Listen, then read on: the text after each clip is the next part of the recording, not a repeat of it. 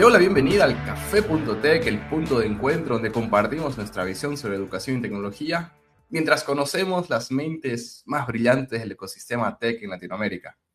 El día de hoy nos acompaña un verdadero sensei de la ingeniería de software, con 25 años de experiencia, desde sistemas gubernamentales, grandes empresas y hasta pymes.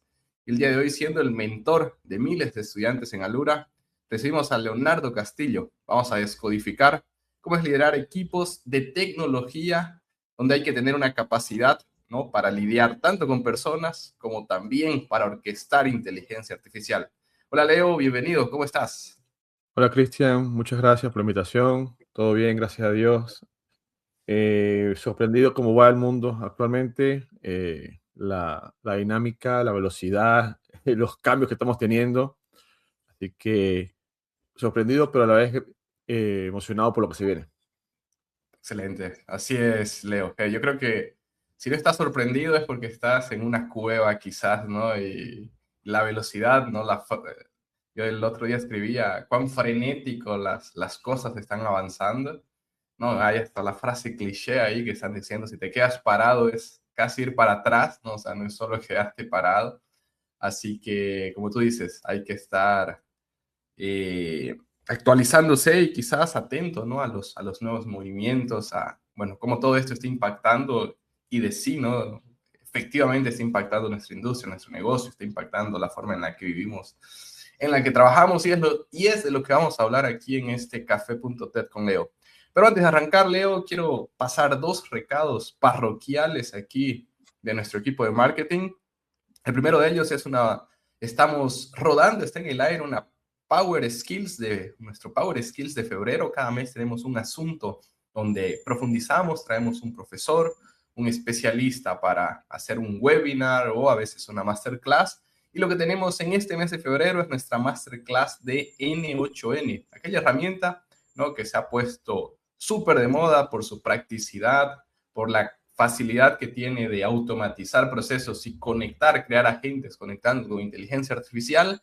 Si no la conoces, decime que conecta aquí con nuestra introducción. Estás en una cueva si no conoces o no has escuchado hablar de N8N. Y si has escuchado hablar y aún no sabes cómo utilizarla, esta puede ser tu oportunidad de oro. Accede a esta masterclass gratuita. Vamos a dejarte aquí el enlace en la descripción del episodio. Si estás en YouTube, ve a la descripción. Si estás en Spotify, también encontrarás el link para que puedas acceder a la masterclass de N8N. El segundo recado es un workshop de Git y GitHub. El 19 de febrero tendremos un workshop exclusivo para nuestra comunidad de estudiantes de Alura Latam. Y este workshop de Git y GitHub será dado aquí por nuestro querido profesor Leonardo, ¿no?, que nos está acompañando aquí en el episodio. Y el objetivo es de que Leonardo nos va a enseñar cómo resolver desastres sin pánico, ¿no? Entonces, a mí me encantaste el título ahí que el equipo le colocó, porque vas a aprender a usar restore, reset, revert, amend y el verdadero salvavidas reflog utilizando los comandos de Git.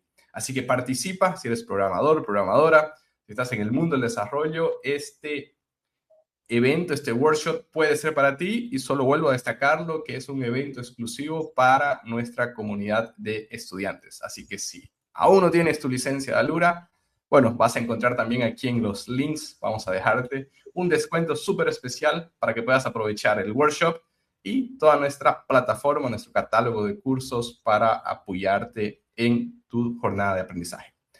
Ahora sí, Leo, vamos, para recados dados, vamos a comenzar aquí con nuestra conversación. Estoy súper animado con ello y siempre que traemos un invitado, una invitada, Leo, me gusta comenzar por el inicio, ¿no? Tú tienes 25 años de experiencia ya en el mundo de tecnología.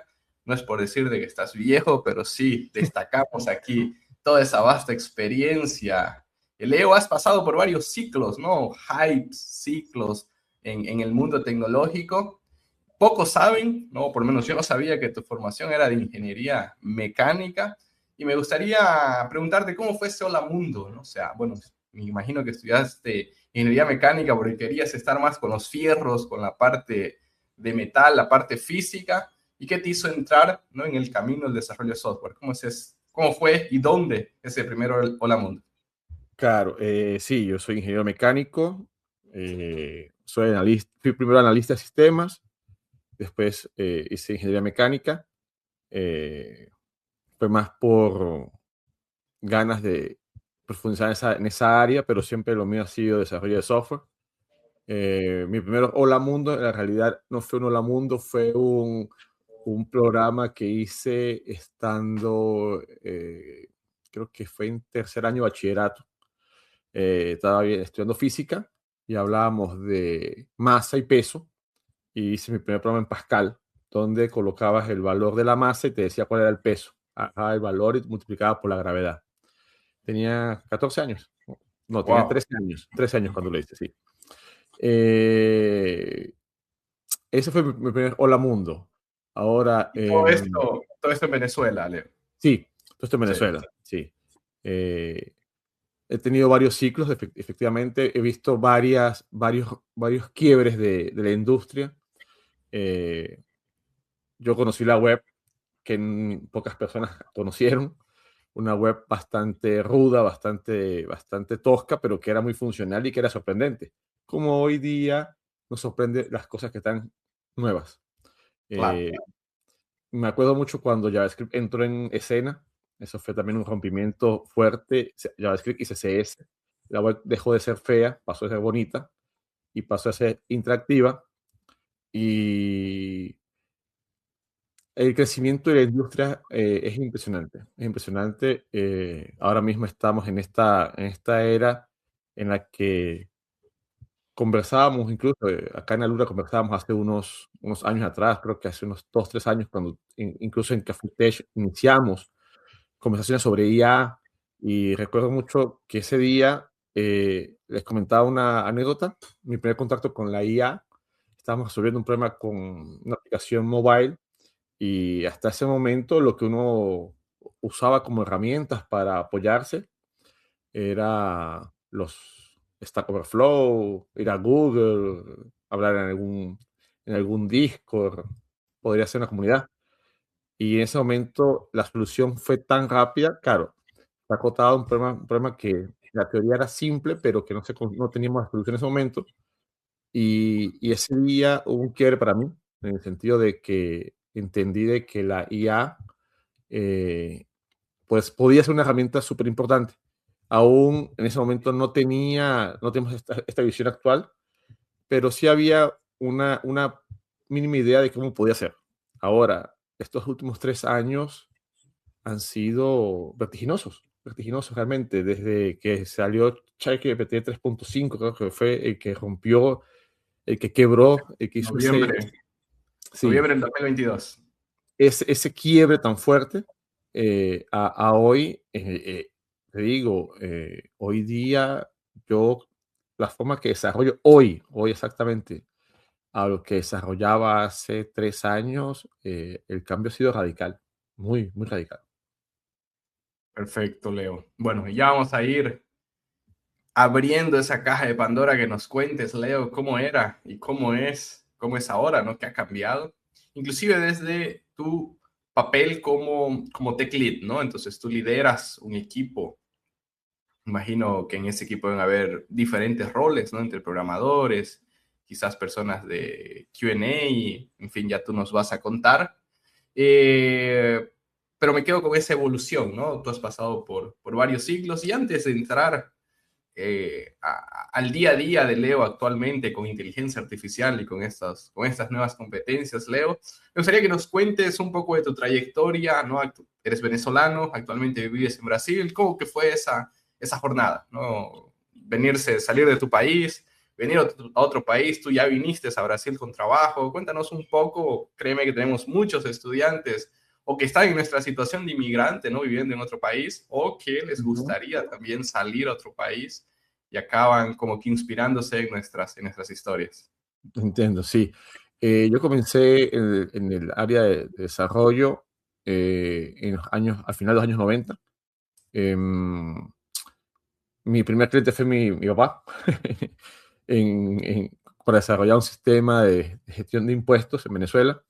Ahí hice la facultad de análisis de sistemas, 3 años, y cuando fui a hacer o estagiario, las pasantías, quedé trabajando en la empresa, una empresa que era una empresa mixta de la universidad donde yo vivía. Yo soy de la ciudad de Mérida, una ciudad de los Andes en Venezuela, que se destaca mucho por su educación. Es una universidad muy grande que incluso el lema es que Mérida es una universidad con una ciudad por dentro.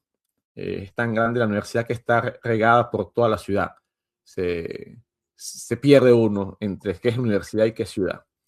Ok, Y en la empresa que trabajaba, ahí trabajé bastante tiempo, desarrollamos una plataforma que estaba orientada a la gestión documental y allí comencé a trabajar con web. Era algo innovador.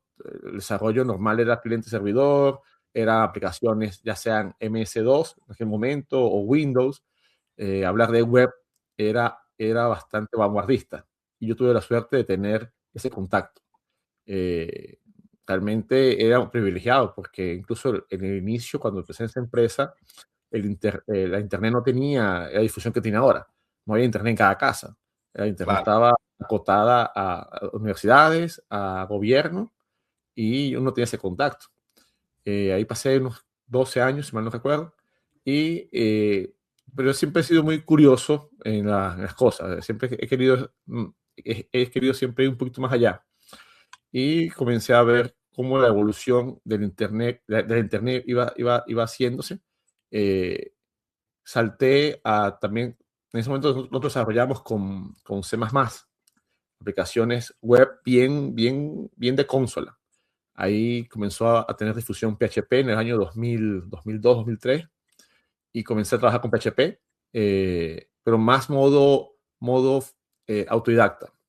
Y ahí hice varios proyectos freelance con personal de España, tanto que me motivé a buscar un trabajo remoto. No se hablaba mucho de remoto en aquel momento. Era algo bastante arriesgado. No era Sí, sagaz, pero sí. era arriesgado porque la cultura tradicional es tú vas a una oficina, tienes compañeros, tienes roles definidos.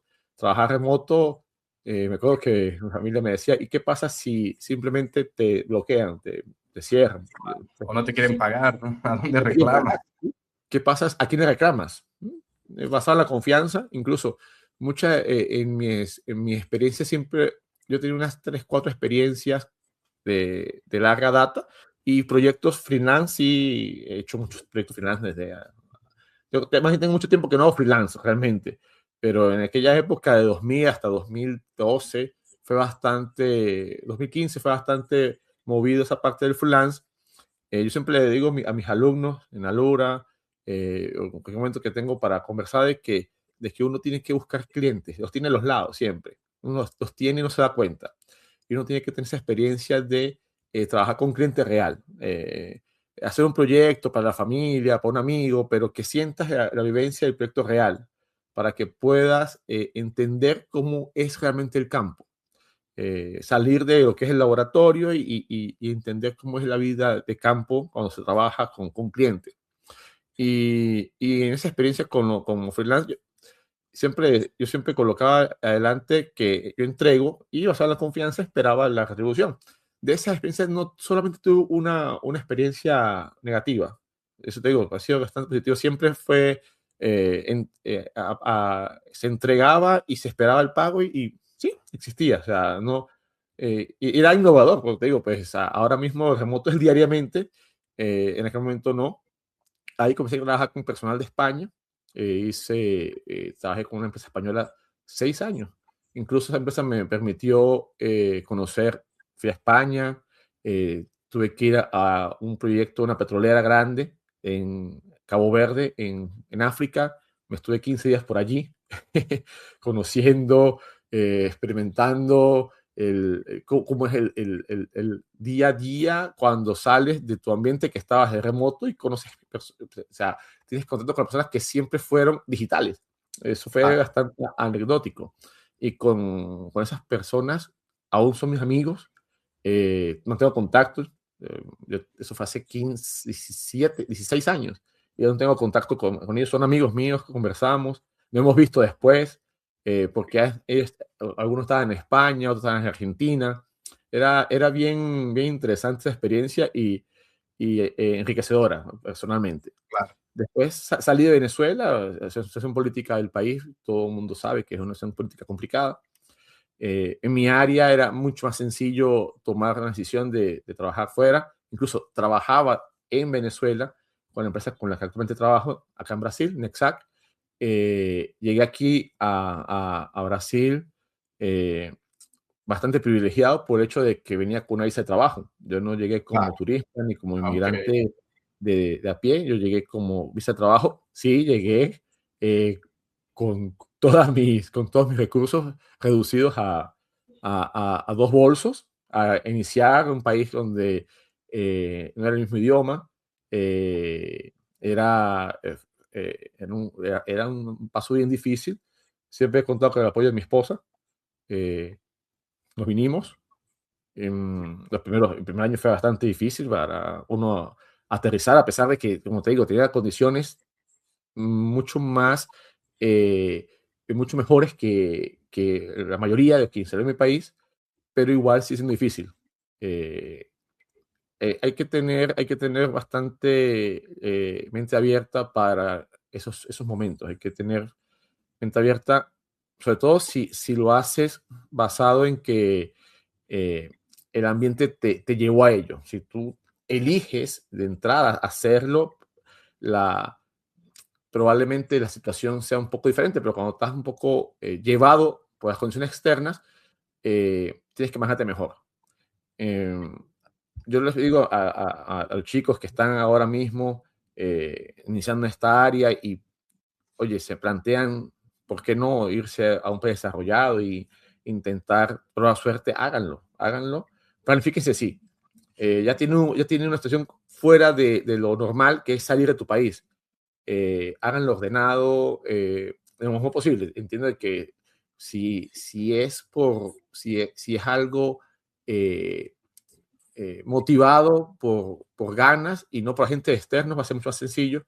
Pero si igual estás motivado por situaciones complicadas, que quieras, bueno, cambiar de rumbos porque en tu país no te sientes cómodo, háganlo ordenado. Es lo más, sería la recomendación que les daría para que lo que el cambio que estás dando te sea lo más suave posible, porque hay que tener tranquilidad, hay que tener manejo de ansiedad, hay momentos en los que tú quieres tu familia nuevamente, eso pasa, eh, pero bueno, siempre hay forma y uno tiene que irse acompañado con Dios y la Virgen, claro.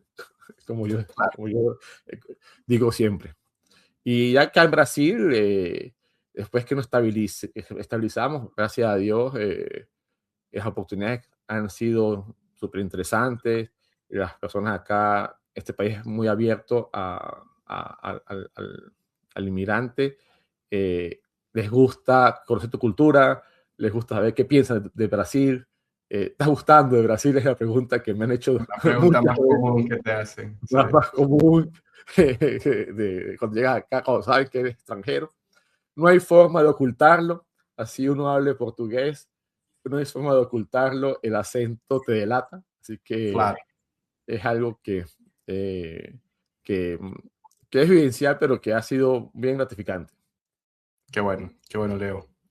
Y bueno, y ahora con una hija brasileña, ¿no? Así que también Sí, ya, sembrando raíces por aquí, Leo. sí, Así, mi hija que tiene 10 meses, brasileña, estamos enseñando a portugués y español. qué bueno, qué Es bueno. todo un reto. Muy bien. Qué bueno, Leo. Gracias por contarnos esa trayectoria. Bueno, ahora sí ya estamos aterrizados aquí, ya conocemos brevemente quién es Leo y un poco de esa trayectoria profesional, personal, ¿no? Como tú nos cuentas, salir del país no es fácil, por más privilegios que uno tenga, eh, salir, ¿no? De tu zona de confort y aunque me imagino que muchas personas que salen de situaciones complejas en países como Venezuela, no estás en tu zona de confort, ¿no? Sales justamente por esta presión externa, pero llegar a un nuevo país, un nuevo idioma, una nueva cultura, no deja de ser un reto. Y creo que me gusta lo que dices, que es salir con la mente abierta también, ¿no? Porque a veces se nos hace más compleja la adaptación porque todo lo queremos comparar, ¿no? Ah, no, pero en Venezuela era así, pero en Bolivia era así. Tienes que estar consciente que estás en otro país y el país no se va a adaptar a vos, tú tienes que adaptarte al nuevo país, ¿no? Entonces, creo que eso también yo he visto mucha gente que migra, que tiene la dificultad de salir con esa mente abierta y obviamente se le hace más difícil por esa cuestión, ¿no?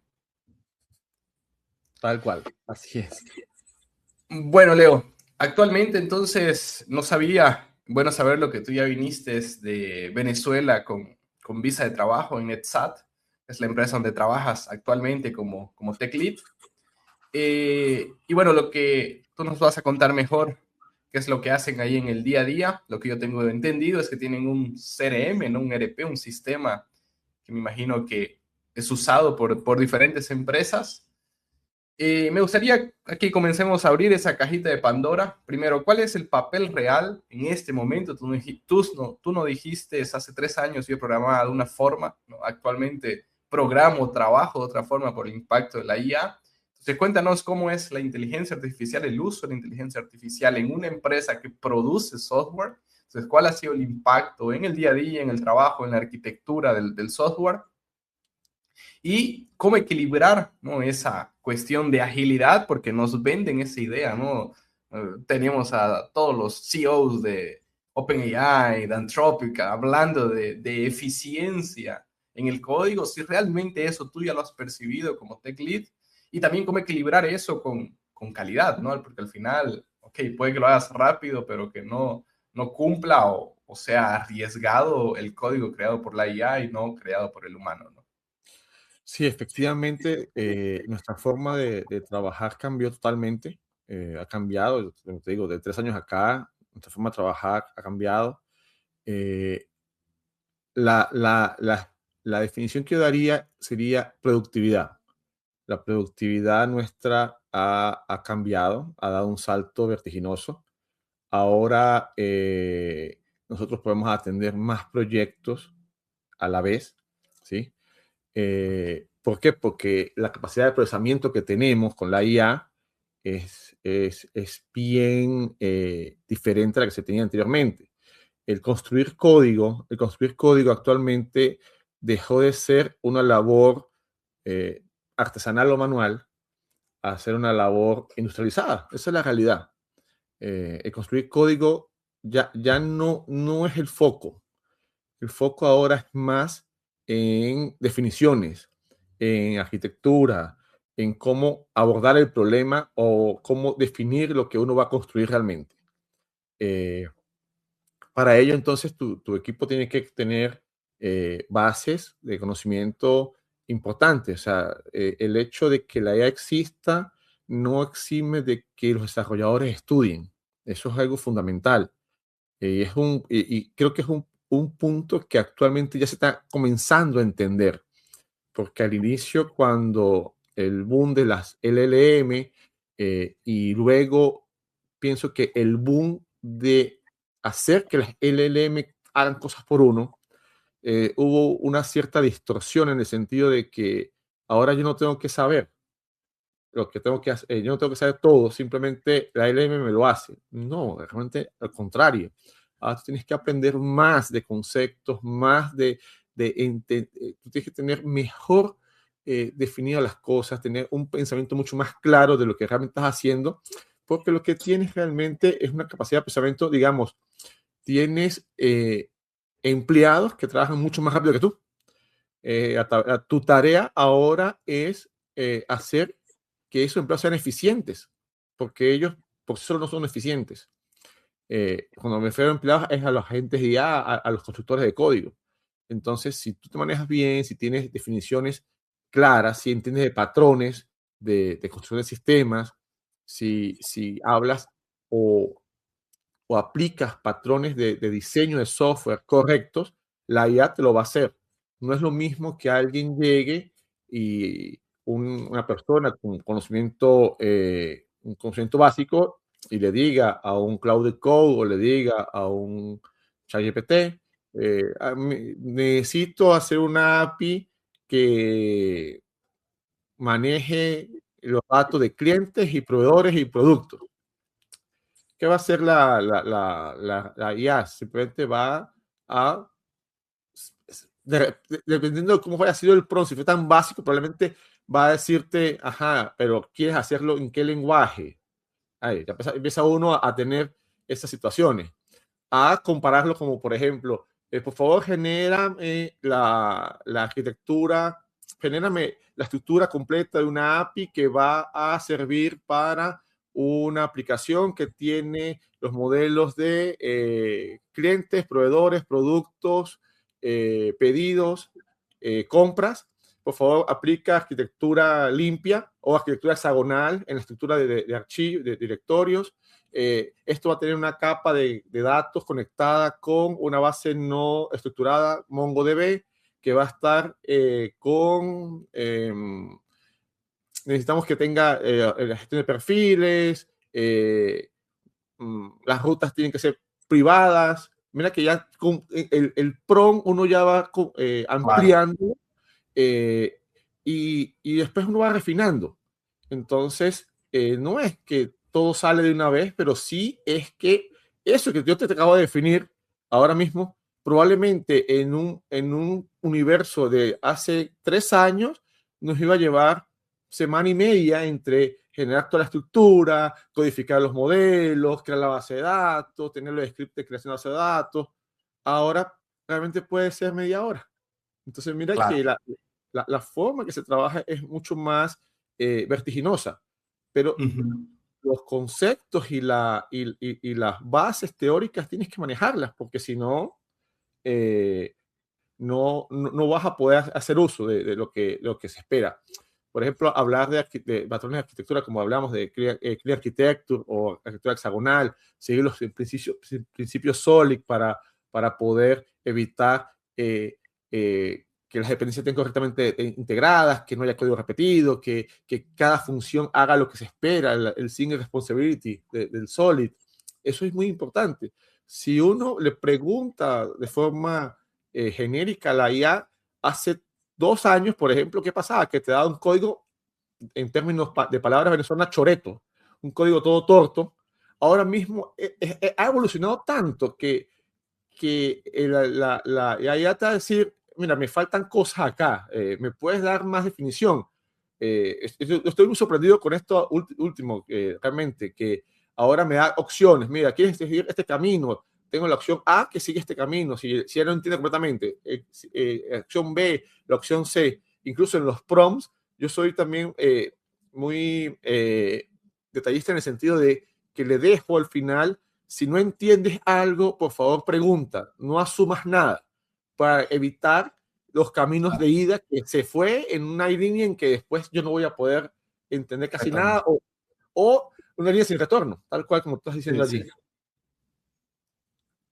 Perfecto, Leo. Sí, bueno, concuerdo con vos y estaba aquí pensando, ¿no? Y tú que iniciaste en el mundo de la tecnología, del desarrollo algunos años atrás, nos contabas en la década de los 90, yo estaba haciendo el paralelo con que antiguamente los lenguajes de programación eran de más bajo nivel, ¿no? Entonces necesitabas aprender más sintaxis, y a medida que fue pasando el tiempo, ¿no? Los lenguajes como que se parecieron más al inglés, ¿no? O sea, Python, propio JavaScript, pero la lógica de programación, los fundamentos del desarrollo no dejaron de existir, ¿no? Entonces creo que quizás tú nos contaste un poco, abriste esa cajita de Pandora de cómo es el día a día, y aquí intentando resumirlo en pocas palabras, diría de que lo que estamos subiendo es el nivel de abstracción, ¿no? Entonces, cada vez estamos trabajando con más abstracción, pero sin embargo,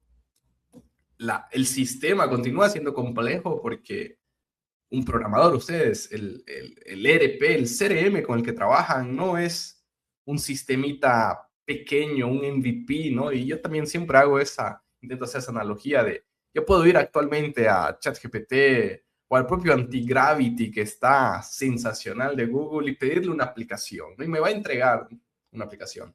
Pero si no soy programador, no puedo pretender que eso va a escalar, ¿no? Si no tengo conocimientos de arquitectura, software, colocar eso en una nube y que impacte miles o millones de personas, O sea, realmente es hasta arriesgado decir, ah, no, cualquier persona hoy, ¿no? Y eso es lo que más nos asusta, que hay mucha gente diciendo eso, ¿no? Cualquier persona hoy puede crear una aplicación. Yo creo que sí es válido, puede crear un product owner, hoy tiene la posibilidad con Lovable de ir y crear su propio MVP, no salir de la idea únicamente de que antes hacía solo una requisición y tener una idea más palpable, ¿no? De lo que puede llegar a ser.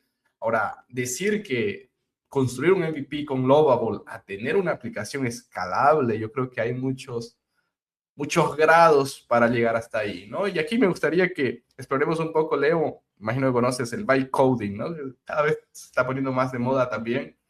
Yo estoy súper a favor de que la gente que quizás no es tech, ¿no? Que no está trabajando con desarrollo de software, tenga la capacidad de crear su propio script, de crear un pequeño código que le automatice una tarea en el día a día.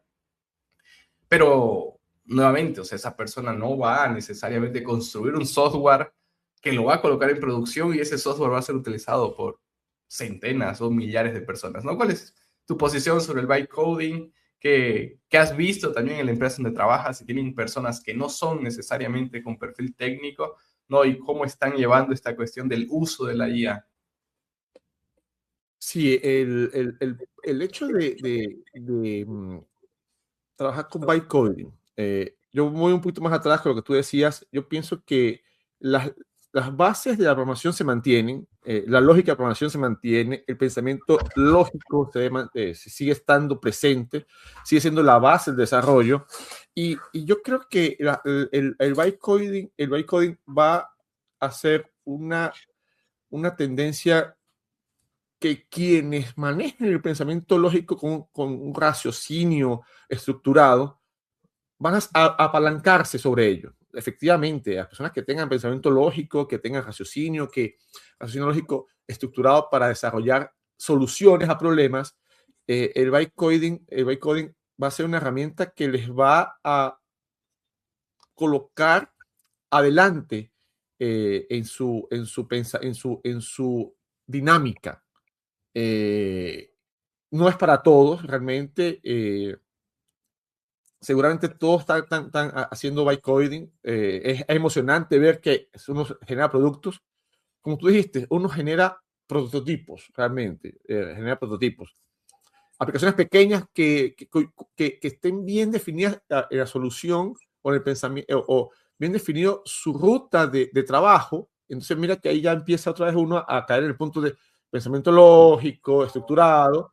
Probablemente van a poderse implementar, ¿sí? Y como tú dijiste, está genial que personas que no tengan la formación en cuanto a código o en cuanto a cuáles son las herramientas de código que existen para transformar algoritmos, porque al final uno lo que transforma son algoritmos, que una persona, todos los humanos tenemos la capacidad de pensar racionalmente y definir algoritmos diariamente. Lo hacemos cada día cuando decimos, bueno, yo voy a ir al mercado a tal hora, entonces uno empieza a pensar, bueno, para llegar a esa hora yo tengo que tener tal condición, ir por tal sitio, dejar tal actividad ya hecha. Es un algoritmo.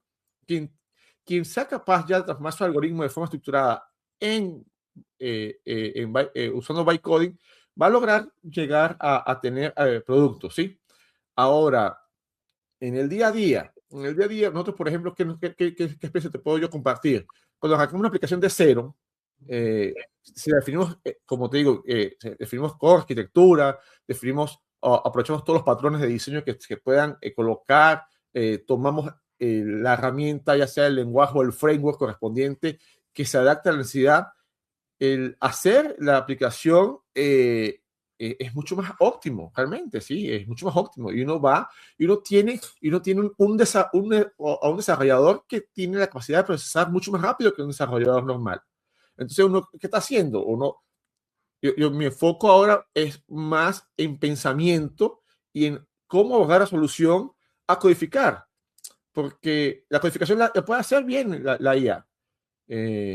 Mi foco ahora es cómo plantear solución, cómo ver después que se entrega una primera versión de código, entender que esa versión de código cumple con lo que uno con lo que uno espera, o si hubo un desvío en lo que se desarrolló, ver cómo se ajusta. Por eso uno tiene que, uno va a agarrar skills, uno va a adquirir nuevas skills ahora en el mundo de la IA en cómo interactuar con los agentes.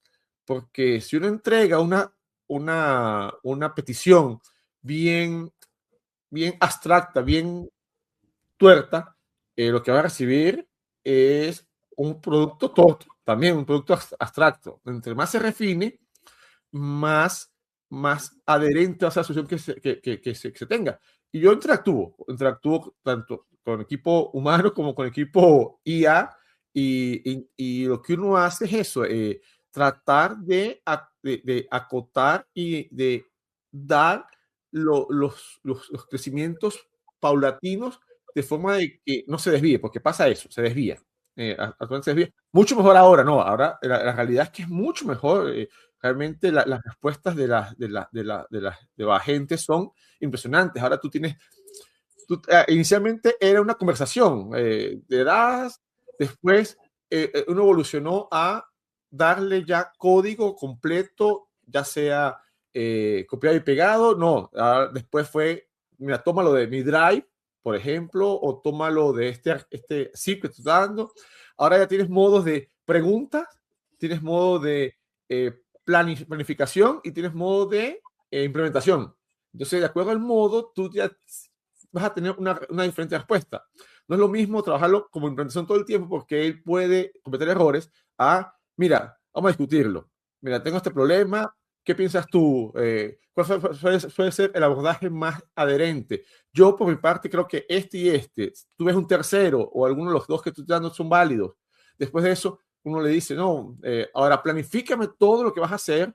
Yo quiero que tengas en cuenta esto, aquello, lo otro módulo, aquella característica que tenemos conectada, aquella capa de datos, y sobre eso haz un plan y descríbeme qué sería la solución. Yo quiero evaluarlo. Después de evaluado, ok, ¿te parece bien? No, hay que cambiar esto. Reformulé el plan. Ok, está bien, sí. Ahora después vamos al de construcción. Mira, gente que tú implementas, tengo este plan ya hecho, implementalo. Es impresionante. Hay roles en la IA que de acuerdo a ese rol que tú trabajes o con el cual interactúes, la solución va a ser mucho más adherente o no. Ok, perfecto. Quedó bastante claro, Leo. ¿Y actualmente qué herramienta usan? ¿Usan ChatGPT, el coder de ChatGPT o de un LLM? ¿O están utilizando algo integrado en su IDE, un Copilot, un cursor? ¿Cómo es? Si puedes abrirnos ahí la Te voy cajita a ya de contar un herramientas. poco cómo ha sido la evolución. Inicialmente, uno trabajaba con ChatGPT en ese modo de, en lugar de ser Stack Overflow para buscar o Google, se convirtió en esa herramienta de soporte. Mira, ¿cómo hago esto? ¿Cómo hago aquello? Ya después, la evolución fue, mira, me acuerdo mucho que nosotros comenzamos con B0 de Vercel en Ok, crear prototipos. Mira, créame, es una aplicación con cada especificación, tal cosa, y te da el código ya, una aplicación, un esqueleto que ya te servía de inicio. Eh, Después avanzamos ya más con Gemini a darle código. Mira, Gemini tiene una opción que tú puedes encontrar tu G Drive, entonces tú puedes decirle, mira, toma estos tantos archivos, creo que ahora mismo el límite son 10, y uno va evolucionando evolucionamos en la forma de trabajar los módulos, picando la aplicación, agarrando características, haciendo un sprint normal, y con Gemini uno lo que hacía era darle esa información para que él tuviese un contexto. Ahora mismo hay herramientas que son geniales. Yo uso Cursor como herramienta, donde tiene todo ese modelo que te describía, ya tienes el modo de preguntar, el modo de planificar, el modo de implementar. Yo estoy evaluando desde hace un mes, estoy evaluando Antigravity de Google. Está muy bueno también, está muy bueno. Realmente, como herramienta también trabaja muy bien. Con Cursor me siento bastante cómodo porque Cursor tiene la integración de los diferentes modelos. Claro, hacemos uso intensivo de él, que llega un momento en que se cansa, porque nos dice, mira, llegaste a un momento en que ya no puedes usar este modelo, tienes que usar el otro. Ok. Existe también la posibilidad, tengo desarrolladores con los que comparto experiencia, me han comentado de que usar Cloud Code dentro de Cursor y no usar Cursor como gestor de agentes, sino usar Cloud Code dentro de Cursor. Es otra opción. Pasé por el uso de Copilot como autocompletado, me salté un poco la línea de tiempo, lo dejé en ese momento porque sentía que en aquel momento el autocompletado era como muy invasivo. Creo que eso lo hablemos en un café tech o en alguna de estas jornadas que hacemos en Alura, lo comenté hace un tiempo, y me acordé ahora de que en aquel momento Copilot era un poco invasivo, tanto que llegaba un momento en que lo tenía que parar. Pero ahora con Cursor realmente y con Antigravity me siento muy cómodo, el equipo se siente cómodo también.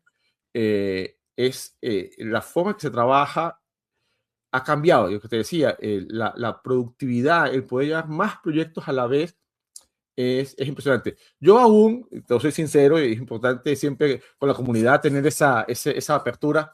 Yo aún no he llegado a lo que uno ve en Twitter, de comentarios en X, de que no, coloqué 5 agentes, me fui a tomar café, dejé 40 minutos trabajando eso y cuando regresé está todo bien. Oye, yo aún no lo he visto. No digo que no exista, puede existir. Claro. Cuando tenga la experiencia lo compartiré. Yo aún no llego a eso. Yo soy más de que la IA para mí es otro desarrollador al cual sí, estoy sacando mucho más provecho, de verdad, es impresionante. El tener varios proyectos a la vez en ejecución y andando y que se pueda gestionar su calidad. Tú hablas de equipo de QA, uno no puede perder esa parte. Yo hago de que allá es un equipo de desarrollo adicional que tengo que produce más rápido, pero la metodología ágil, los procesos de auditoría, todo se tiene que mantener. Eso ahí no hay distingo entre si vino humano o automatizado el código, hay que mantenerlo. Claro, claro que sí. Y eso quería preguntarte, Leo, ¿cuáles son los mecanismos que tienen actualmente en la empresa para hacer esa auditoría? ¿No? Si aumentó la auditoría, si el proceso continúa como era, ¿no? O qué puntos de atención también han visto, porque están produciendo más, ¿no? Están produciendo más código con las mismas personas quizás, y ahora con algunos agentes de IA, pero ¿cómo garantizan de que ese volumen, esa productividad, pues no se vea afectada ahora por la calidad del código que sale al otro lado, ¿no? El rol del desarrollador está cambiando, entonces uno tiene que ser más analítico ahora. Uno es más analítico, uno aplica más revisiones que antiguamente. Y eso da una muestra de que en la medida que la velocidad de implementación de código ha aumentado, la dedicación a tareas se ha redistribuido. Entonces uno pasa a ser más que desarrollador, uno pasa más a un especialista en calidad. El desarrollador tiene ahora más esa visión.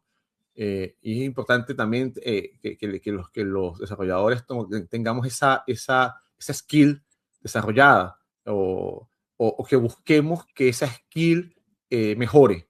Entender de pruebas, entender de pruebas unitarias, entender de pruebas de integración, entender de pruebas end-to-end, concepto, estrategia de cómo abordar pruebas.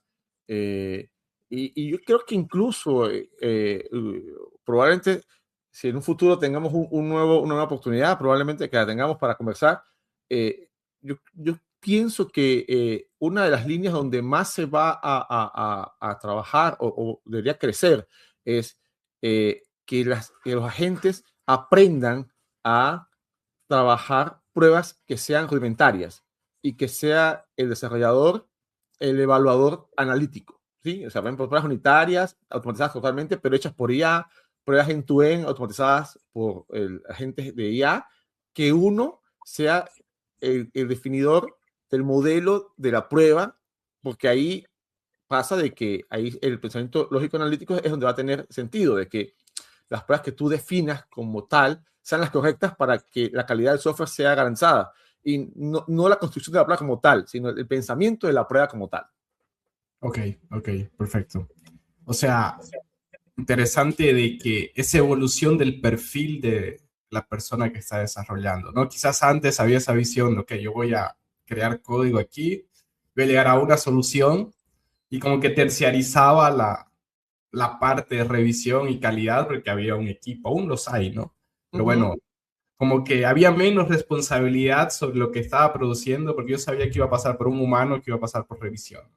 Entonces creo que interesante lo que trae es esa evolución del perfil. Entonces ya que el desarrollador está creando menos código o digitando menos código, ahora él es responsable por lo que la IA está creando y por lo que él va a pasar a la siguiente fase, ¿no? Sí, y recordando de que en la metodología tradicional el QA estaba siempre al final y era en ese momento en que sabía si estaba bien o no. Ahora la metodología ágil, antes la IA incluso, la metodología ágil ya incorporaba al equipo de garantía de calidad, de cuidar la calidad dentro del proceso de desarrollo. Yo creo que ahora aún más se está diluyendo esa forma de trabajar.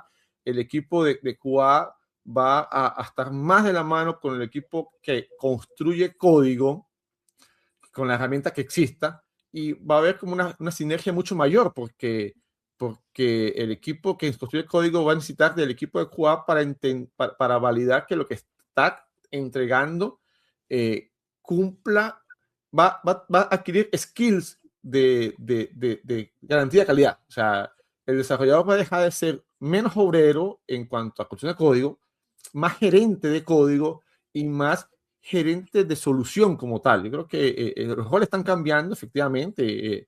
La forma de trabajar ha cambiado totalmente. No es ni la sombra hace 10 años y te digo, ha cambiado mucho de 3 años para acá. Ok, Leo. Y bueno, pasamos aquí las preguntas que había preparado, Leo, pero creo que tengo una pregunta que me encantaría hacerte tú como tech lead. Y me imagino que es lo que nuestros estudiantes, principalmente aquellos que están comenzando con un perfil más junior, ¿no? Ese perfil está cambiando, ¿no? Y quizás, obviamente, no haya una verdad absoluta o requisitos claros aún de cómo está evolucionando ese perfil. Pero en 2026, si Leonardo, como Tech Lead, tuviera que contratar un programador, ¿qué competencias son las que te harían, ¿no? Ir por un candidato y no por otro, Leo? Yo evaluaría bases fundamentales, te digo, Cristian. Para mí, si sabe o no Next, si sabe o no Nest.js, si sabe o no Postgres, pienso de que las personas están hechas para aprender. Ahora, si yo le doy un problema a esa persona y le pido que me aborde la solución, yo evalúo cómo va a abordar la solución, cómo encara el problema, qué camino busca para llegar a la solución. Ese sería el punto. Y pienso de que la lógica de programación, la lógica, el raciocinio lógico es fundamental.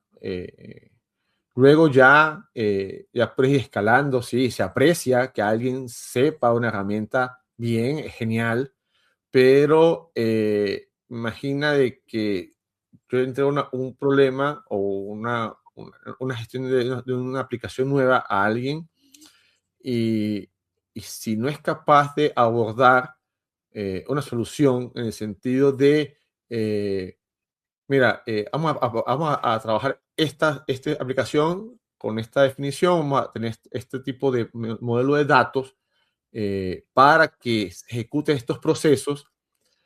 Si no es capaz de dar eso, es difícil porque eh, la industria está ya con una herramienta que recibe instrucciones y hace todo. Entonces, el desarrollador no puede ser ese, que recibe instrucciones y hace todo. ¿Por qué? Porque primero, la capacidad de procesamiento es menor, ¿sí? Entonces va a tener ventaja contra la IA.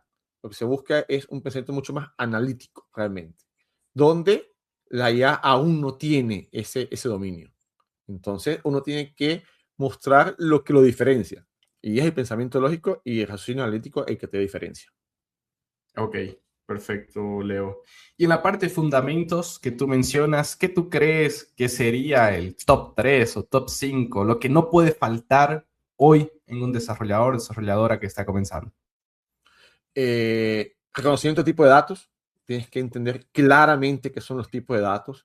Tienes que entender qué son, cómo se arman las operaciones lógicas, las operaciones condicionales, que el computador te puede resolver como herramienta, los bucles, recursividad, algoritmos algoritmos de búsquedas, entender qué son arreglos, qué son, por ejemplo, qué operaciones se pueden hacer sobre los arreglos. A ver, hay cosas un poco más profundas, como por ejemplo, entender de performance, de entender qué hacer cuando mi sistema escala. No es lo mismo un sistema para 10 personas que para 1.000.000. ¿Qué puntos o qué formas tenemos para aplicar soluciones que sean mantenibles y escalables? Más allá de una herramienta particular. Creo que ir de una herramienta a otra es simplemente sintaxis. Realmente entender los conceptos es fundamental.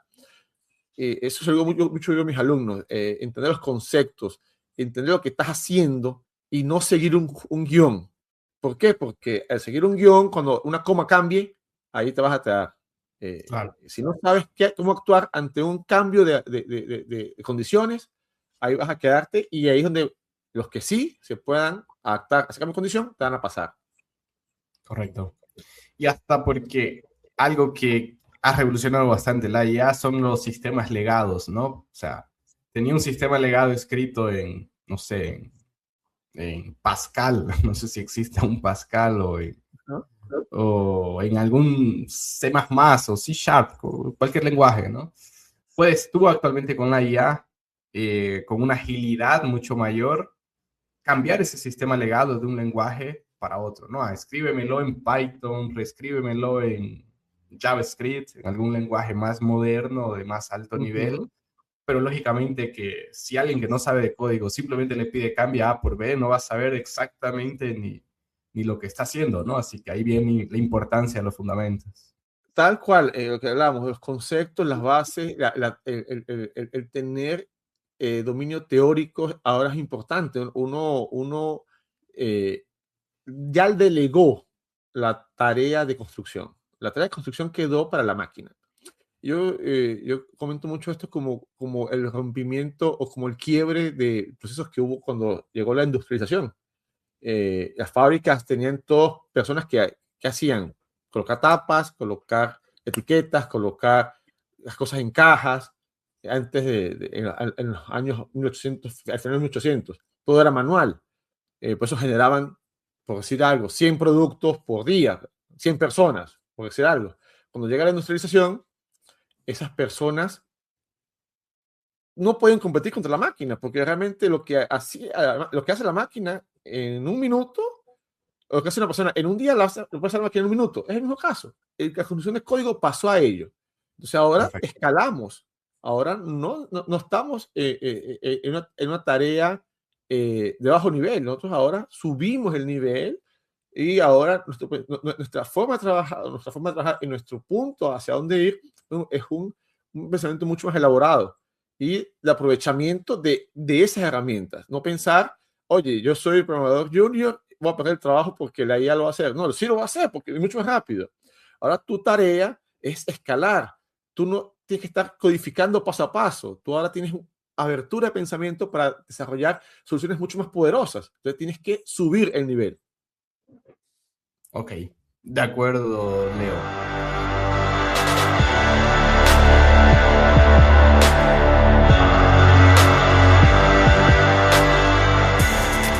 Muy bien, Leo, estamos llegando aquí ya a la parte final, casi una hora de conversación, el tiempo se va volando, podríamos quedarnos aquí filosofando varias horas sobre el asunto.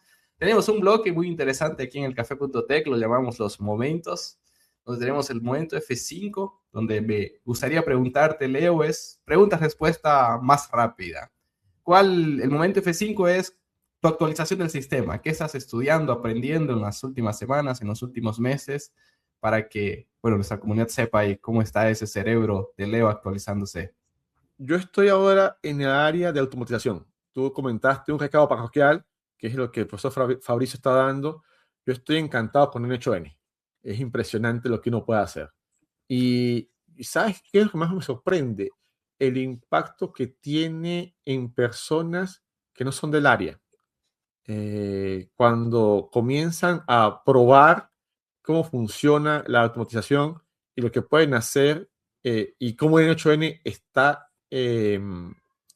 facilitando los procesos y dejando el foco en lo que es realmente, en pasar de lo manual al automático, es impresionante. Entonces, ahorita estoy con el 8N.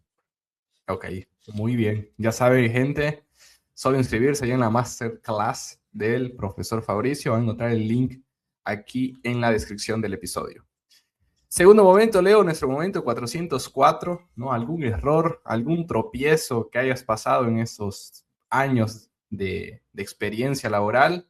Y lógicamente, en su momento el error es fatídico, ¿no? Pero ¿qué aprendizaje te dejó? Y bueno, ¿cómo lo ves ahora, ya después que el tiempo pasó? ¿Cómo ves eso hacia atrás, en perspectiva? Hay varios momentos 404 en el día a día. Es muy fácil que uno tenga eso. Recuerdo uno de los varios, uno de los que recuerdo ahora mismo estaba en una labor más de DevOps, estaba administrando un servidor y estaba haciendo una limpieza porque tenía poco espacio en el servidor y no percibí por ansioso, no percibí que no estaba en la carpeta correspondiente. Pensé que estaba en la carpeta TMP, en estados temporales, y en realidad estaba en la carpeta raíz. Hice un RM de todos los archivos y borré el archivo del sistema. El servidor, Wow. lo bueno del momento, ya después, claro, le puedo contar, me puedo reír. En aquel momento, claro, sudé frío, realmente sudé frío, pensé que había acabado con el servidor, pero me di cuenta antes de avanzar. Entonces tuve aquella situación tipo misión imposible de que si el servidor se apagaba o si el servidor se reiniciaba, perdía todo. Tenía otro servidor con las mismas características y logré pasar los archivos nuevamente. Logré que el servidor no se reiniciase. Tuve la suerte de que no se, el VPS no, por ninguna razón, se reinició, gracias a Dios, porque si no hubiese sido fatal. Porque había perdido el servidor totalmente. Sí tenía un snapshot, tenía un backup, pero es dramático. Mientras que en ese momento pude rápidamente recuperarlo y bueno, fue solo un susto, nada más. Son los momentos en los que el tiempo parece que se detiene, ¿no? O pasa más rápido si es que tienes que entregar algo, pero bueno, el tiempo cambia, ese es el punto y quizás la capacidad de improvisar en ese momento y la tranquilidad sea importante, ¿lo leo? La calma. Yo digo, La calma. calma. Cuando están en una situación de esa, respiren, porque del próximo paso va a depender cómo resuelvan o no. Tal cual. Claro. Ok. Y para cerrar, Leo, tenemos nuestro momento Sensei, donde le pedimos a nuestro invitado que comparta algún consejo, puede ser profesional, de carrera, con nuestra audiencia, ¿no? Sabiendo de que gran parte de nuestra comunidad son personas, como tú sabes, que están comenzando en el mundo de tecnología, están estudiando, están capacitándose, o gente que ya trabaja, pero también necesita hacer aquella actualización. Todos necesitamos, ¿no? Tener esa capacidad de actualizarnos cada día con la velocidad que las cosas avanzan. Pero bueno, te paso el micrófono aquí para que dejes un consejo final, Leo. Mira, quien está empezando, yo anteriormente decía que pasa por aquella ansiedad de qué hago, o a quién le hago. Recuerden, en su entorno tienen clientes que tienen necesidades, evalúen eso siempre, aprovechen de eso. El poder experimentar con clientes reales es algo que es fundamental y les va a formar como profesionales.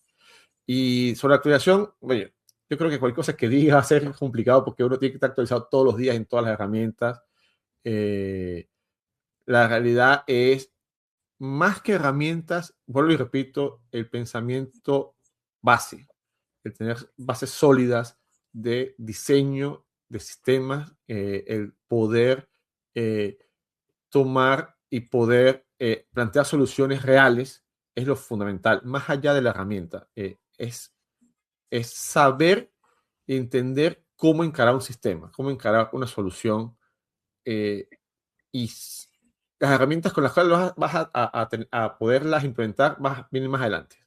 Es primero saber cómo enfrentar el problema como tal. Sensacional, Leo. Muchas gracias por compartir tus 3 momentos aquí del Café.tech. Antes de cerrar, me gustaría comentar nuevamente nuestros recados parroquiales para que nadie aquí se quede por fuera. Entonces, en este mes de febrero tenemos nuestra Power Skills, ¿no? Mensualmente aquí en Alura tenemos una Power Skills, un asunto en el cual profundizamos. Y ahora estamos hablando de N8N, esa herramienta que inclusive aquí el profe Leo nos dijo que está aprendiendo. Van a encontrar el link en la descripción, estén en YouTube o estén en Spotify. Van a poder encontrar el link para inscribirse a la masterclass. Es grabada, van a poder accederla ya en ese instante. Y aprovechen aprendiendo con nuestro querido profesor Fabricio Carraro, que es nuestro especialista en inteligencia artificial aquí en Alura. El segundo recado es un workshop de GitHub que va a ser, ese sí, dado por el profesor Leo aquí, que nos está acompañando en este Café.tech. Les va a enseñar a cómo corregir y cómo no entrar en pánico cuando tengan un desastre en su repositorio, ¿no? En su Git, en su GitHub. Así que si estás aprendiendo a programar, si ya programas, tienes esos miedos, no sabes cómo reaccionar en esos momentos, ven que el profesor Leo va a enseñarte a usar los comandos de Git que necesitas saber para estas situaciones. Recordando que este workshop es exclusivo para nuestros estudiantes de la comunidad de Alura. Así que si aún no estudias con nosotros, también vas a encontrar un link con un súper descuento aquí en la descripción de los episodios. Bueno, Leo, muchísimas gracias por este café virtual. Las puertas siempre están abiertas. Ya vamos a traerte nuevamente para que nos actualices, ¿no? Con todos estos puntos, la velocidad con las cosas están cambiando. No, me gustó y me gusta traer a cada cierto tiempo aquí a nuestros profesores porque nos dicen, miren, hace 3 años nuestra visión era esta, ahora nuestra visión está yendo por aquí. Bueno, de aquí a 3 años no necesitamos esperar tanto tiempo en realidad. Importante tener ese refresh, ¿no? Ok, ¿cómo ves ahora el mundo tech? ¿Cómo ves la carrera de tecnología, de programación? Y bueno, importante tener ese refresh aquí con nuestros profesores. Así que muchas gracias, Leo. Muchas gracias, Cristian, por la invitación. Siempre es un placer estar acá en FTech y esperando que nuestros alumnos, toda la comunidad siga avanzando, siga profundizando. Este mundo no se detiene, aparte de TI no se detiene. Uno piensa que llega un momento en que ya va a pasar algo que, no sé, que mude todo y algo nuevo sale. Entonces, ahora estamos en esta ola de la IA, así que no perdamos esa ola para que sigamos avanzando en ella. Ok, excelente, Leo. Para quien no conoce o no se ha conectado aún con el profesor Leo, vamos a dejar también su LinkedIn aquí en las descripciones. Conéctense con él, envíenle preguntas, es súper activo ahí en la comunidad. Y también pueden estudiar con Leo muchos fundamentos de los que él comentó en Alura. Leo tiene cursos de C#, cursos de JavaScript, de Node. Tiene bastantes cursos ahora con Git, GitHub, ¿no, Leo? Que son las áreas que más está abordando. Me olvidé, se me pasó alguno de los contenidos, Leo, principales que tienes en Alura. Tenemos también contenido de front, tenemos contenido de frontend, de React, y estamos trabajando ahora en una línea por allí. No voy a decir mucho, pero va a estar bien interesante con fundamentos, con bases, creo que estamos hablando. Es importante desarrollar el pensamiento lógico. Excelente, muy bien, Leo. Bueno, así que vayan, aprendan con Leo, yo aprendo y aprendí bastante, así que no pierdan esa oportunidad. Esto fue Café.tech. Si te gustó, dale follow en Spotify, deja tus 5 estrellas, eso nos ayuda a llegar a más gente. Si estás en YouTube, lo mismo, deja tu like, suscríbete al canal y comparte este episodio con colegas, amigos, familiares a los que crees que este episodio puede hacer una diferencia en sus vidas. Nos vemos en la próxima semana. Un fuerte abrazo y chao, chao.